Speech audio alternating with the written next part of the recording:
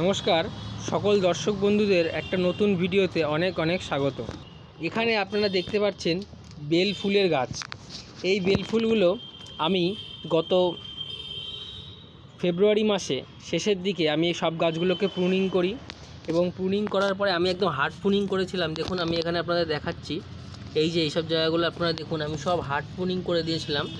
দেওয়ার পরে আমি পুরো মাটিটা চেঞ্জ করি, আর এই মাটিটা যখন আমি চেঞ্জ করি তখন এই মাটিতে জৈব সার কিছুটা আমি কলি চুন ব্যবহার করেছিলাম, কারণ মাটির রোগ জীবাণু ইত্যাদি দূর করার জন্য, আর ভার্মি কম্পোস্ট, ব্যাস আর কিচ্ছু না। আর অল্প পরিমাণে আমি এর সাথে ছত্রাকনাশক বা ফাঙ্গিসাইড সাপ ব্যবহার করেছিলাম। করে এই টবের মাটিগুলো চেঞ্জ করে গাছগুলোকে আবার ছেটে নতুন করে বসাই।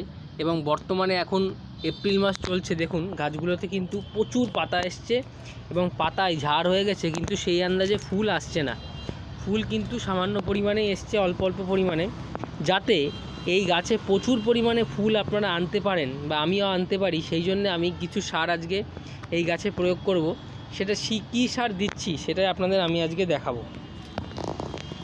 তো চলুন সারটা দেখে নিই। আপনারা এখানে দেখুন, এটা হচ্ছে ভার্মি কম্পোস্ট, এর সাথে 50% ভার্মি কম্পোস্টের সাথে 25 ভাগ হাড়ের গুঁড়ো আর 5 ভাগ আমি এখানে ডিএপি ব্যবহার করেছি, আর 20 ভাগ আমি নিমখোল ও সর্ষের খোল 10 ভাগ করে ব্যবহার করেছি। টোটাল মিশিয়ে এই সারটা আমি তৈরি করেছি।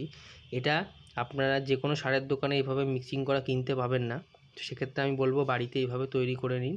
করে প্রতিটা গাছে মোটামুটিভাবে আমার গাছগুলো 8 ইঞ্চি এবং 10 ইঞ্চি টবে লাগানো, সেক্ষেত্রে প্রতিটা গাছে আপনারা মোটামুটি এতটা পরিমাণ, হাতের মুঠোয় যদি করেন এতটা পরিমাণ, এবং যদি ওয়েট হিসাবে দেখেন তাহলে হয়তো 30-40 গ্রাম ভাবে বা 50 গ্রাম এই পরিমাণ দিয়ে দিতে পারেন।